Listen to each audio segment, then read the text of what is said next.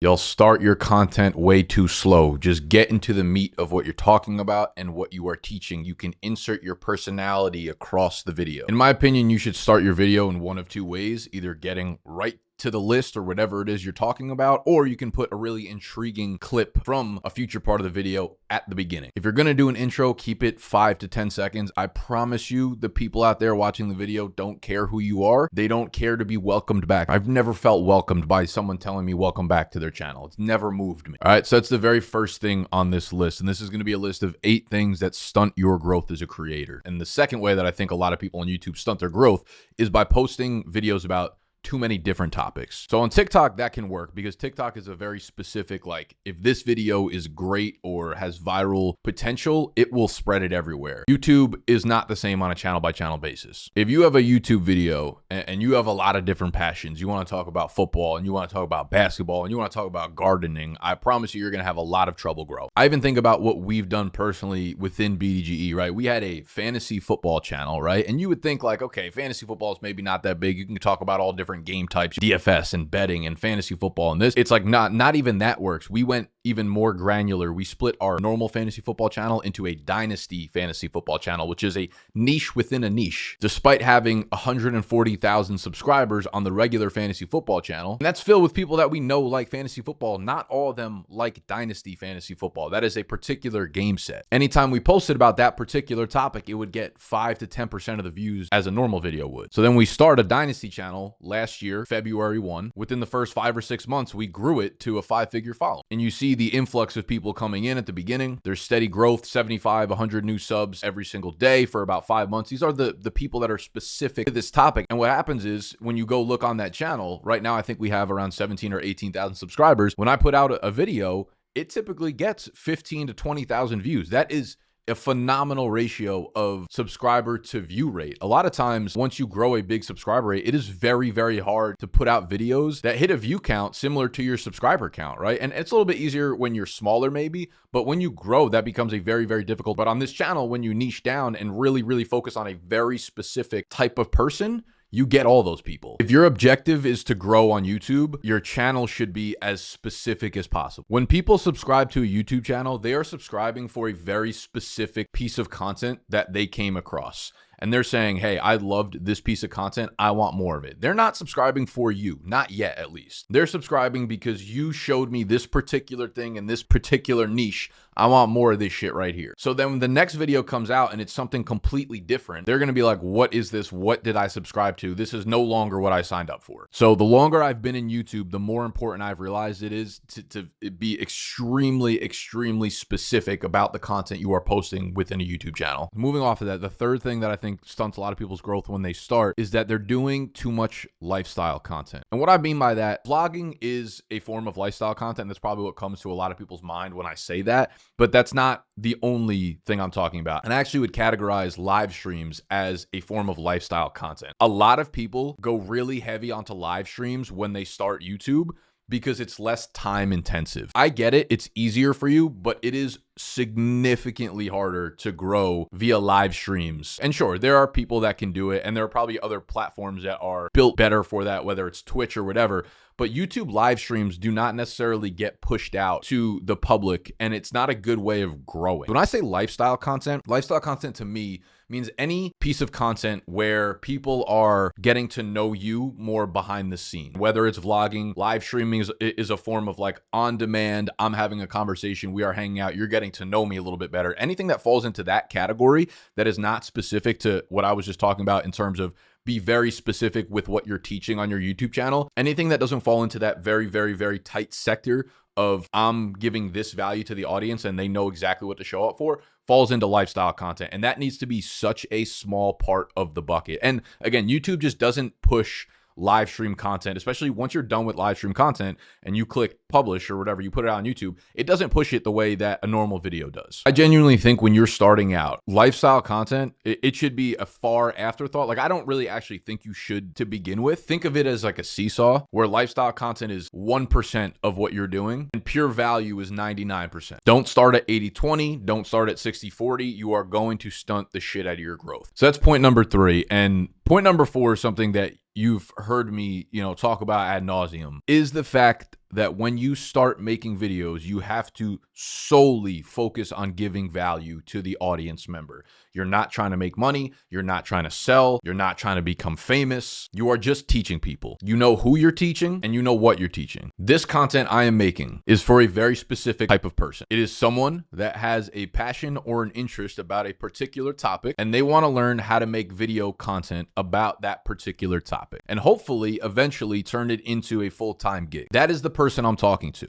Like, I want you to think about how specific that really is. I'm trying to get more and more niche. I get a lot of DMs or emails from people that run entertainment channels or whatever the case may be. They're not information channels. And I'm like, that's not the person that I'm really trying to teach. It is an aspiring YouTuber, it is an aspiring creator that has a lot of overlap, but I'm trying to teach a very, very specific person and give value so that I'm talking to that one and only person. Aspiring or current YouTubers that have a very strong passion about a particular topic that want to teach other people about that topic. So you think about the fantasy football channel I built, right? That the topic there was very specific. It was fantasy football. I taught people, hopefully, how to be better, make better draft picks, stay away from bad draft picks. So I want to take a second to break down what I think giving value means during content, because I don't hear a lot of people talk about this. You know, I say it all the time, like give value. Everyone says give value. It has to be valuable content. What does that actually mean from like a practical sense? I got about 9 bullet points that I'm gonna run through with you here. So from a more holistic standpoint, before we get into like action items, someone clicks on your content and they leave having learned something that they did not know prior to coming to the content. Or someone changes their mind on a particular subject that they previously held a strong opinion on. If you can get someone to do that, which again is more high level, more like buzzwordy, I understand. But at the end of a video, if you have done that to a person,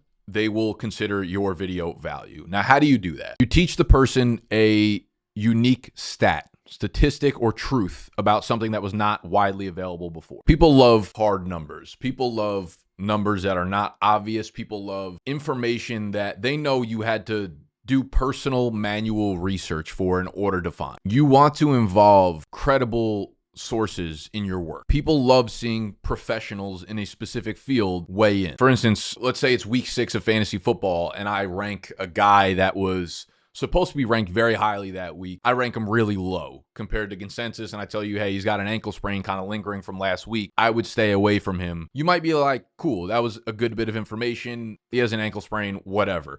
However, if I go find Dr. XYZ on Twitter that posted a tweet saying, hey, players with this specific ankle sprain typically see a dip in production of 32%. That comes across a lot better. That comes across a lot more trustworthy. Then I might sprinkle some other stuff on top. Like along with that, the defense that they're playing against ranks 3rd in EPA against the run. The offensive line is also without their starting guard. And then I may maybe overlay like a tweet from a beat reporter from that specific team. Like you see how you start to layer on all of these different little value props. And I promise you, this is the difference between when your content goes from just being like normal content to being incredible content. It signals to your audience that you did extra research for them. It signals to your audience you did your job, you put in effort, and that they can trust you and your sources. Like the work fucking matters. This is an actual text conversation from like 3 days ago. We are experimenting with a new editor on the fantasy channel, and I've just been throwing him a couple videos that I've made. He's not putting any of them live or anything, but I want him to practice just to get a feel for like the way that we make videos. And as you can see, you know, my main point here is like context, context, context. It takes an extra 10 seconds to go on Twitter, to search a player's name, to get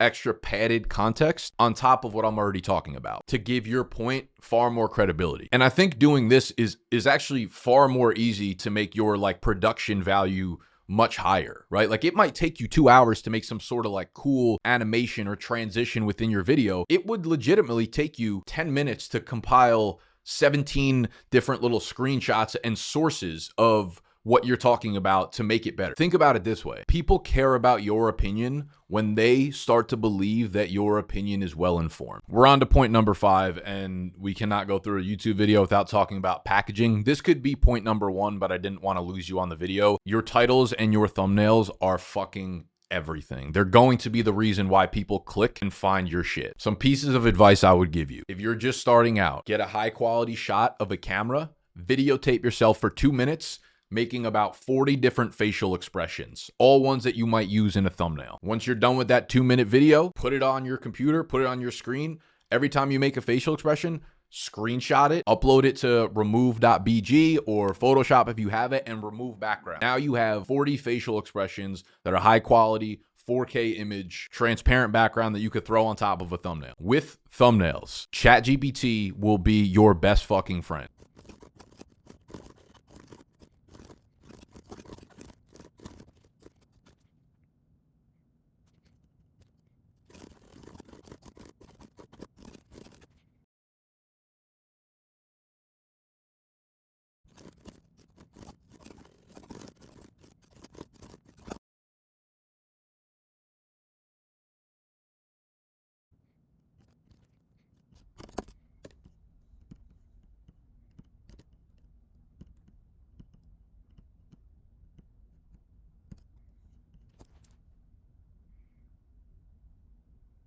Inspiration from other thumbnails will be your best friend. Use resources like oneof10.com. Find thumbnails you are inspired by. Keep it very simple. Do not put text in the thumbnail that is redundant to the title. You only have so much packaging to give the consumer. Don't waste it. I promise you, when you are starting out, it is so important for you to take time to think about the video that you are making. You should be coming up with ideas for the thumbnail and the title before the video. And that helps you inform your hook. That helps you inform what you're going to say at the beginning of the video so that everything connects. As long as the title is a nice little storyline from the thumbnail, and then the first 5, 10, 15 seconds of what you say in the video links back to it, you will get people to stay on your video. Number 6 would be fake engagement, gimmicky shit, giveaways, trends that you aren't able to put your personal touch on. If you're doing this stuff too often, you're just focused on the wrong shit. You're looking at raw numbers that aren't gonna do anything for you in practicality. Anyone you get to subscribe or follow or do something because of you giving away something free or getting them in the door through a gimmick, they're going to leave just as quick. They're going to subscribe to your channel, then they're not going to click on your stuff, and it's actually going to end up hurting your channel. It's okay to do that every once in a while, you know, from the goodness of your heart. If you're a bigger channel and you just want to like give back to the community, but doing that as a growth strategy, if that's the intention behind it, really bad choice. Another really bad choice is making content talking about things that you don't know about. I would never be sitting here talking to you about content, business, marketing if I didn't have years of experience in my own life making a lot of mistakes and feeling like what I'm teaching you is truthful. The number of people on social media that make content about building a business but have never actually built a business is weird. And it shows like just so fucking vividly. It ends up being very cookie cutter content. It ends up being stuff that does not have real practical advice in it. And this is for any niche. It's not just about business. If you can't attach something very unique to the topic, if you can't attach a real life example to what you're teaching, you shouldn't be teaching. I'm sitting here pouring my heart out, trying to teach you how to become a full-time creator because I did it myself. Once you find your grounding, once you find your niche, whatever, we'll move to topic number 8 here. And that is not going all in on the thing that works. Early on when you're a creator, you should be experimenting a lot. You should stay within the niche, but you should be experimenting with hooks. You should be experimenting with the style of content. Do you like bullet point lists? Like that's always been what came naturally to me, right? I look at my fantasy channel and the majority of my videos are like 10 players that fit this criteria, 10 players to do this with, 10 players to do that with. Here are the 10 best players for this. That has always come really naturally to me. When I'm writing notes for a video, for this video in particular, that is my style. I like to go through and say like, these are 6 or 8 things that I've learned, that I know, that I could teach, etc. Other people have very, very different styles of content that they want to go through, but that is how I feel comfortable. So you should be experimenting, trying to find your angle, your approach, your communication style. Once you hit that point where you're like, oh, this worked for me, you're going to double down. You're going to triple down. Now, it's really important to make sure from the start that you are making content you're passionate about, because you might make a piece of content that you're doing for the wrong reasons. That thing blows up and then you're stuck in that. You're known as that. Like, I'll give you an example again. Like, I'm always trying to pull real life examples. We blew up on TikTok through a series that some of you guys might know, some of you guys may never have heard of before. Guessing Ike's lunch, right? One of our editors would order lunch every day. We would sit around a fucking couch and guess what he got. Literally, it was just a quick little like podcast game show. Went ultra viral. Literally millions of views per day for almost a year straight. Our following on TikTok blew the fuck up because of it, but that's not the content we make. And that obviously became a problem because we grew an audience through that. However, we were experimenting on the side. And that's why I say it's really important to make content that you can imagine yourself doing every single day for the next 5 years. As we started to reel things in, we started to make content that was in the same style, right? We took the same style that worked and we started to do it for NFL trivia. It was the same format. We'd sit on the couch. We'd be in like a little podcast version of it. And that worked. And we're like, cool, this is way closer to what our actual audience is. This trivia stuff is working really well. Let's double down. Let's triple down. We started posting multiple of those videos per day. We launched the YouTube channel, and that YouTube channel now has like 60,000 subscribers on. When we launched the Dynasty channel last year, we experimented with a ton of different types of video content. Individual, group settings. Within the group settings, here are like 10 different formats we went through. We really quickly figured out which ones we like to do, which ones the audience liked, which ones we knew weren't sustainable, etc. And you have to do that early on. But when you can find the perfect storm of something that works really well, plus something you really enjoy making, you've got the holy grail, and you should not shy away from fucking bang, bang, bang, hitting that over and over and over. Last one I will throw on here, it kind of just encapsulates most of the bullets that I've talked about up to this point, would just be being unprepared for your content. So there are over 200 million creators worldwide. That number is only going to keep going up and up and up and up. Of those 200 million, only 2% of them have over 100,000 followers. The creator economy as a whole is expected to double in size by 2027. 15 years for it to get to this point, and now it's going to double over the next 2 years. That is an unbelievable amount of opportunity. However,